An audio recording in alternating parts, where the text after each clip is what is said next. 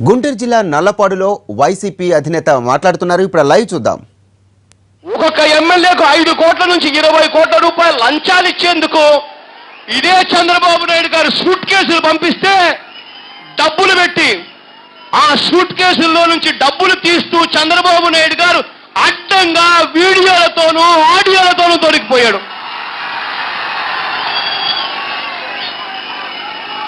చివరకు ఎంత అడ్డంగా దొరికిపోయాడు అనంటే ఆ వీడియో టేపులు ఆడియో టేపులు కనుక వింటే మనకంతా మనకంతా కూడా వినిపిస్తుంది.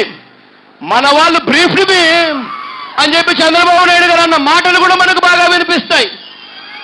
ఆయన మాటలు విని ఎంత గొప్ప ఇంగ్లీష్ మాట్లాడాడబ్బా మా ముఖ్యమంత్రి అని చెప్పి కూడా చాలా మంది కూడా చంద్రబాబు నాయుడు గారిని ఉద్దేశించి కూడా అన్నారు. ఆ కేసు నుంచి తప్పించుకునేందుకు చంద్రబాబు నాయుడు గారు కేంద్రం దగ్గరికి వెళ్ళి కేంద్రం దగ్గర మొరబెట్టుకుంటే ప్రత్యేక హోదా అన్నది పక్కన పెట్టి కేంద్రంతో లాలూచిపడిన పరిస్థితుల్లో ఇవాళ మనకు ప్రత్యేక హోదా దక్కని పరిస్థితి కనిపిస్తా ఉంది. నిజంగా చంద్రబాబు నాయుడు గారు తన మీద కేసులు రాకూడదు అని చెప్పి ఏ రకంగా చంద్రబాబు నాయుడు గారు దిగజారిపోయాడో చూస్తే నిజంగా బాధ అనిపిస్తుంది. ఇక్కడ ఒక్కటి చెప్పాలి, చంద్రబాబు నాయుడు గారికి కూడా ఇది అర్థం కావాలి. కేసులు పెట్టడం అన్నది కొత్త ఏం కాదు. ప్రతిపక్షంలోనూ ఇబ్బందుల్లోనూ ఎవరుంటే వాళ్ళ మీద కేసులు పెడతారు. నా మీద కూడా కేసులు పెట్టాడు ఇదే చంద్రబాబు నాయుడు గారు.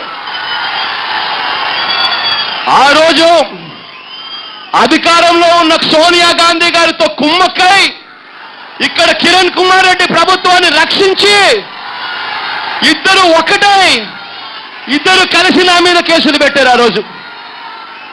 ఆ రోజు నా మీద కేసులు పెట్టినప్పుడు రాజశేఖర రెడ్డి గారు బతుకున్నంత వరకు జగన్ మంచోడే, రాజశేఖర రెడ్డి మంచోడే.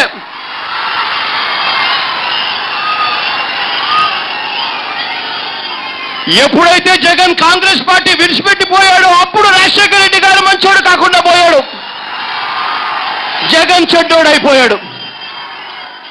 ఆ రకంగా రాజకీయంగా నన్ను ఎదుర్కోలేక అడగదొక్కేందుకు ఆ రోజు సోనియా గాంధీ గారితో చీకటిలో చిదంబరాన్ని కలిసి నా మీద కేసులు పెట్టాడు ఇదే చంద్రబాబు నాయుడు గారు. ఆ రోజు నా మీద కేసులు పెట్టారు, అయినా నేను భయపడలేదు. రాష్ట్రాన్ని విడగొట్టద్దు అని చెప్పి గట్టిగా నిలబడిన వ్యక్తి ఎవరైనా ఉన్నారు అని అంటే, నిలబడిన పార్టీ ఎవరిదైనా ఉంది అని అంటే అది వైఎస్ఆర్ కాంగ్రెస్ పార్టీ అని చెప్పడానికి గర్వపడతాను నేను ఇప్పటికి కూడా.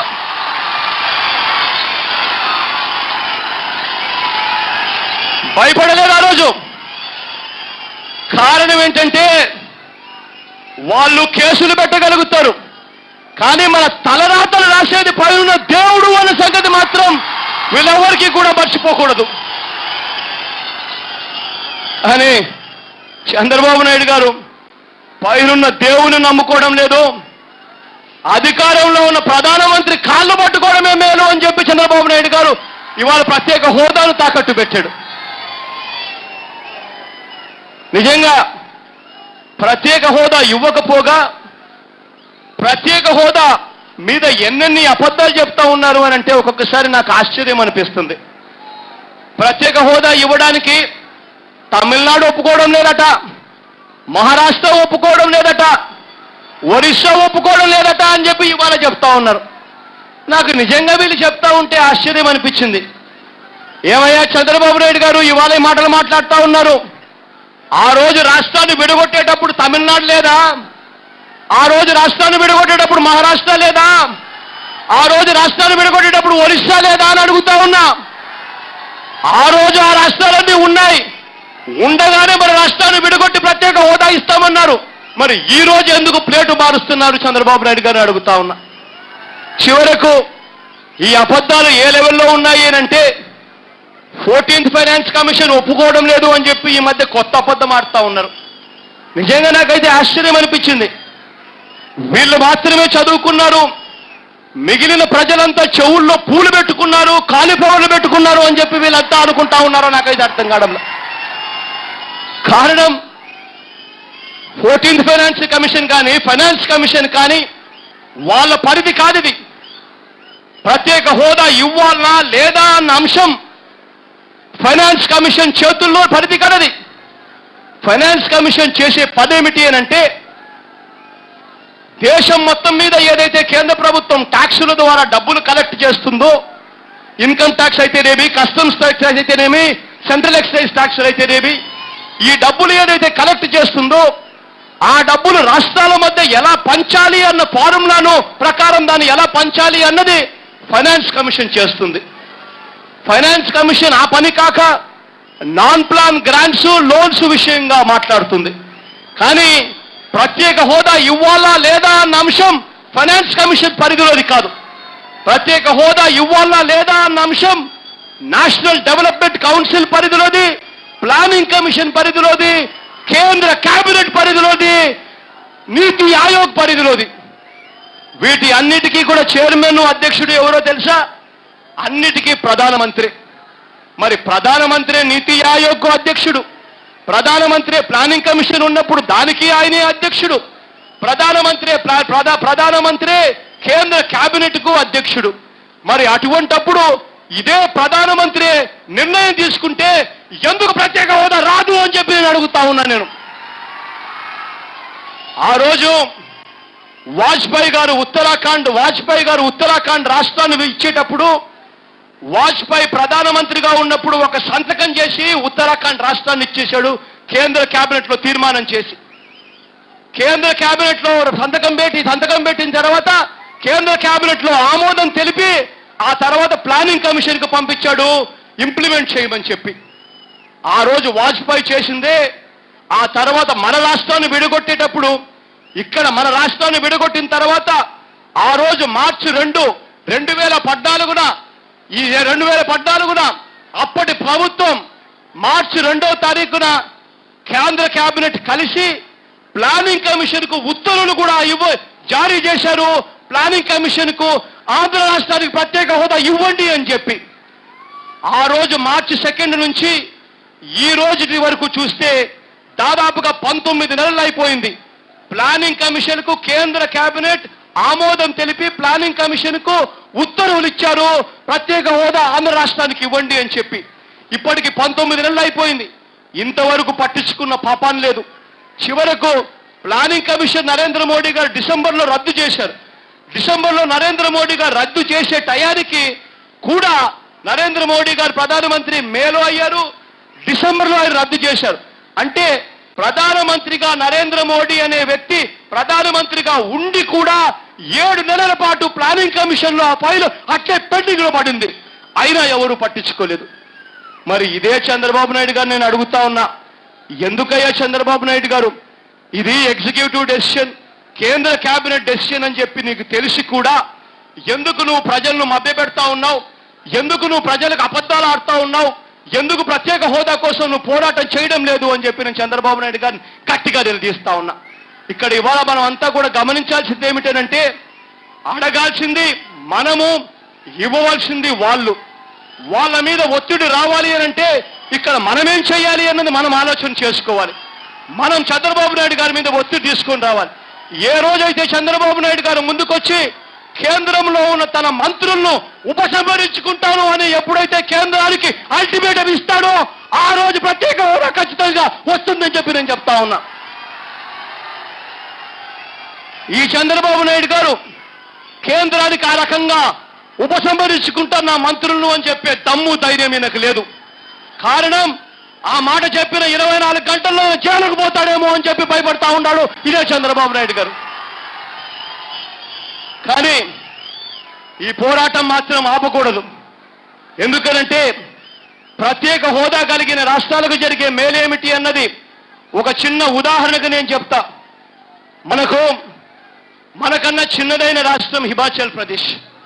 హిమాచల్ ప్రదేశ్ ఉదాహరణగా నేను చెప్తాను. ఇక్కడ హిమాచల్ ప్రదేశ్ ప్రత్యేక హోదా వల్ల హిమాచల్ ప్రదేశ్లో అంత చిన్నదైన రాష్ట్రంలో కూడా 30,000 కోట్ల పెట్టుబడులు ఒకేసారి వచ్చాయి. 130% అధికంగా పరిశ్రమలు ఏర్పాటు కావడం వల్ల 490% ఉపాధి అవకాశాలు పెరిగాయి అన్నది బిజినెస్ స్టాండర్డ్ లో వచ్చిన ఆర్టికల్. పేపర్లలో వచ్చిన ఆర్టికల్ ఏ రకంగా హిమాచల్ ప్రదేశ్లో 490% ఉద్యోగ అవకాశాలు పెరిగాయి అని చెప్పే ఆర్టికల్. మరి ప్రత్యేక హోదా వస్తేనే మన రాష్ట్రానికి అది సంజీవిని. ఆ ప్రత్యేక హోదా కోసం, ఆ ప్రత్యేక హోదా వస్తేనే మన చదువుకున్న పిల్లలకు ఉద్యోగాలు దొరుకుతాయి. ఈ చదువుకున్న ఈ పిల్లల కోసం తోడుగా నిలబడేందుకు ఎంత దాకా అయినా కూడా పోరాడానికి సిద్ధంగా ఉందామని చెప్పి కూడా గట్టిగా చెప్తా ఉన్నాం. ఈ పోరాటం గట్టిగా కొనసాగిద్దామని చెప్పి కూడా గట్టిగా చెప్తా ఉన్నా. చంద్రబాబు నాయుడు గారి పరిపాలన అంతా కూడా మూడు పదాల్లో చెప్పాలి అని అంటే మోసం, మోసం, మోసం, వెన్నుపోటు. ఎన్నికలకు ముందు బేషరతుగా రైతుల రుణాలన్నీ కూడా మాఫీ చేస్తానని చెప్పాడా లేదా? 2 చేతులు పైకెత్తి చెప్పండి, గట్టిగా చెప్పాడా లేదా? మీ రుణాలన్నీ మాఫీ అయ్యాయా లేదా? 2 చేతులు పైకెత్తి గట్టిగా చెప్పండి. ఇలా ఊపిరి, అప్పుడు చంద్రబాబు నాయుడు గారికి అర్థమవుతుంది. మోసం చేశాడు. డ్వాక్రా రుణాలన్నీ కూడా పూర్తిగా మాఫీ చేస్తానని చెప్పాడా లేదా? 2 చేతులు పైకెత్తాలి. మరి డ్వాక్రా రుణాలు మాఫీ అయ్యాయా అని అడుగుతా ఉన్నా. 2 చేతులు పైకెత్తాయి. మోసం. బాబు వస్తేనే జాబ్ వస్తుంది అని చెప్పాడా లేదా? 2 చేతులు పైకెత్తాలి. మరి బాబు అయితే ముఖ్యమంత్రి అయింది, జాబ్ వచ్చిందా? ఇలా ఊపాలి. పోనీ 2000 రూపాయలు నిరుద్యోగ బుద్ధి వచ్చిందా? ఇలా రాలా. చివరకు మోసం ఏ స్థాయిలో ఉంది అని అంటే అవ్వాతాతల పెన్షన్లు కూడా కొంతమందికి ఇస్తారు, ఎక్కువ మందికి ఎగరగొడతారు. ప్రతి ఒక్కరికి ఇల్లులు కట్టిస్తామన్నారు, ఎవరికి ఇల్లులు కట్టిలేదు. చివరకు కట్టిన ఇళ్లకు బిల్లులు కూడా ఇవ్వడం లేదు. ఇది చంద్రబాబు నాయుడు గారి మోసం పాలన. ఈ పరిపాలనకు చరమగీతం పట్టే రోజులు రావాలి. ఈ పరిపాలన బంగాళాఖాతంలో కలిపే రోజు కూడా త్వరలోనే ఉంది అని కూడా గట్టిగా చెప్తా ఉన్నా. మనమందరం ఒక్కటవుదాం, గట్టిగా పోరాడదాం, కలిసి గట్టిగా నిలబడదాం. చంద్రబాబు నాయుడు గారి మనసు మారుతుంది, చంద్రబాబు నాయుడు గారి నాయన మనసు కూడా మారుతుంది అని కూడా గట్టిగా చెప్తా ఉన్నా నేను. వీళ్ళ మనసు మారుతుంది, వీళ్ళు అల్టిమేటం ఇస్తారు, ఆ తర్వాత కేంద్రం కూడా దిగి వస్తుందని కూడా గట్టిగా చెప్తా ఉన్నా. ఇప్పుడు కూడా మీరంతా ఇక్కడికి వచ్చి సంఘీభావం తెలుపుతూ తోడుగా ఉన్నందుకు పేరు పేరున చేతులు జోడించి మరొక్కసారి హృదయపూర్వకంగా కృతజ్ఞతలు.